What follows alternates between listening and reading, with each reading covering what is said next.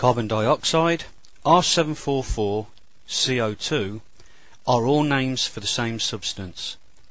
In this video, produced by Danfoss, we will refer to this as CO2 only. The video shows the different phases of CO2 and how two of the phase changes occur by altering either the pressure or the temperature. When compared with commonly used refrigerants R134A and R717, CO2 has some unique characteristics. It operates at a much higher pressure, but across a narrower temperature range than both the R134A and R717. The pressure at the triple point is high, and the temperature at the critical point is low. These facts must be taken into account when CO2 is utilized as a refrigerant. The application of CO2 as a refrigerant was introduced in 1850. From studying the literature, it can be established that CO2 refrigerant systems were developed during the following years and that they were at their peak in the 1920s and early 1930s. Between 1950 and 1960, CO2 refrigeration technology virtually disappeared from the market. However, in 1993, this CO2 refrigeration technology was revived. In order to observe the CO2 phase changes, an observation cell, specially designed and constructed by Danfoss, has been used. The cell is designed to withstand pressures up to 140 bar gauge. In this diagram, the coloured areas define the temperature and pressure limits at which the CO2 vapour, liquid, solid and supercritical phases exist. This is known as the temperature pressure diagram or phase diagram for pure CO2. The red solid lines indicate the pressure and corresponding temperatures at which two different phases of CO2 exist in equilibrium.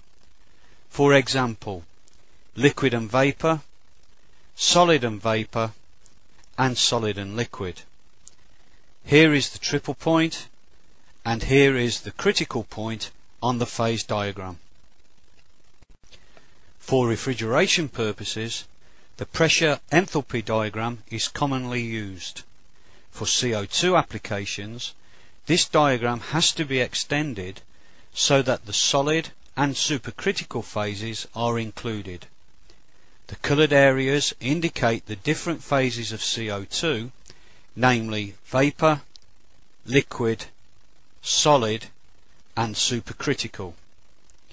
The triple point is here, the critical point is here. We would now like to define the triple point, and in the first sequence the CO2 is cooled by forced evaporation to the stage where it passes through the triple point. The cell is charged with liquid CO2 at an ambient temperature of 20 degrees C, which has an equivalent pressure of 57.2 bar absolute. Venting CO2 from the vapour phase allows more liquid CO2 to decant from the supply cylinder to the cell, thus raising the liquid level. When the cell is sufficiently full, both the vent and charging valves are closed. When the CO2 content within the cell has settled, the vapour and liquid are in equilibrium. This is represented by the cross on the vapour-liquid line. The vent valve is now opened to release CO2 vapour. The pressure and therefore the temperature of the liquid CO2 falls rapidly as it boils to produce more vapour.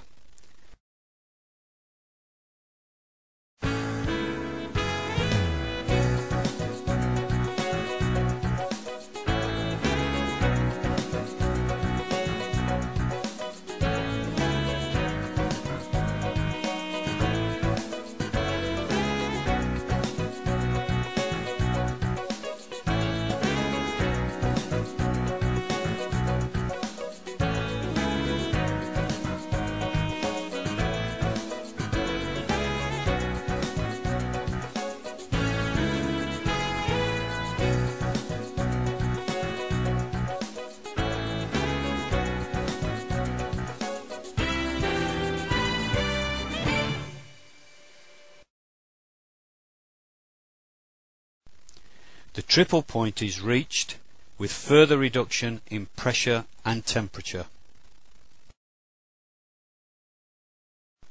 The system has now moved further down the vapor-liquid equilibrium line. Solid CO2 begins to form once a pressure of 5.2 bar absolute and a temperature of minus 56.6 degrees C has been reached. The triple point is the only pressure and temperature combination at which solid, liquid and vapor CO2 can exist simultaneously in equilibrium. As the pressure continues to fall below the triple point, only solid and vapor are present in the cell. Solid CO2 is also known as dry ice. It has a surface temperature of minus 78.4 degrees C at standard atmospheric temperature pressure. The pressure inside the cell is now approximately equal to the surrounding atmosphere of 1 bar absolute. The vent valve is closed. The entire cell is now below ambient temperature and will absorb heat from the surroundings. Triple point conditions are re-established as the solid CO2 melts, and as the pressure and temperature rises, the cell contains liquid CO2 and vapor in equilibrium. We would now like to define the supercritical phase, and in the next sequence the CO2 will be heated to increase its temperature and pressure to the stage where it passes through its critical point into the supercritical phase. The critical point is the pressure and temperature combination at which the density of both the liquid and vapor are equal.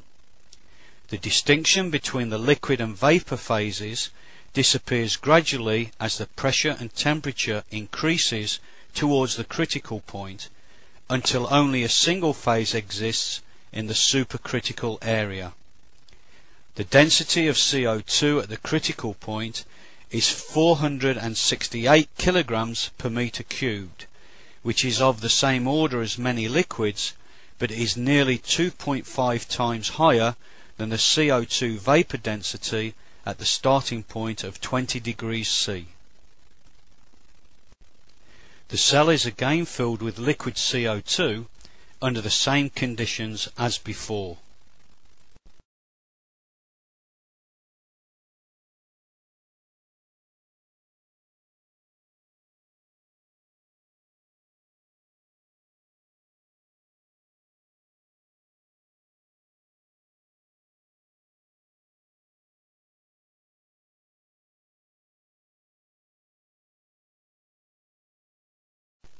The temperature of the liquid CO2 increases with a consequent increase in pressure as the liquid CO2 boils.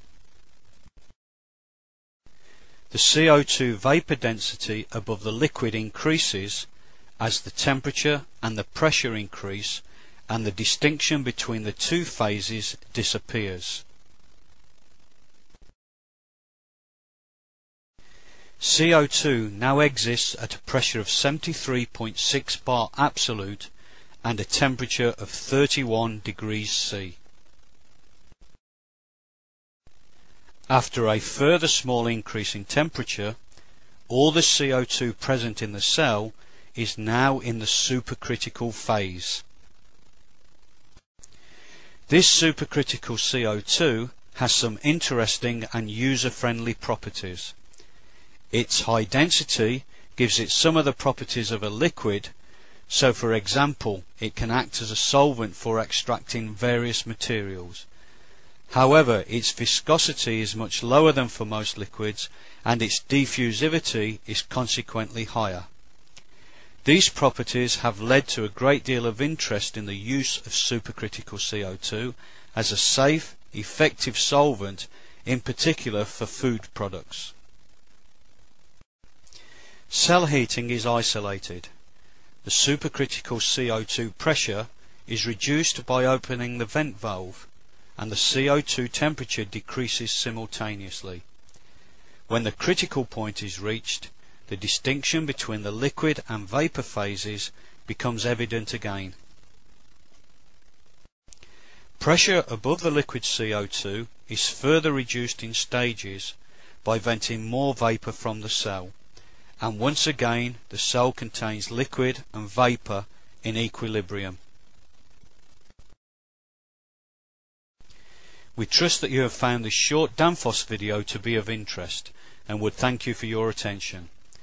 For further information, please contact your local Danfoss sales organisation.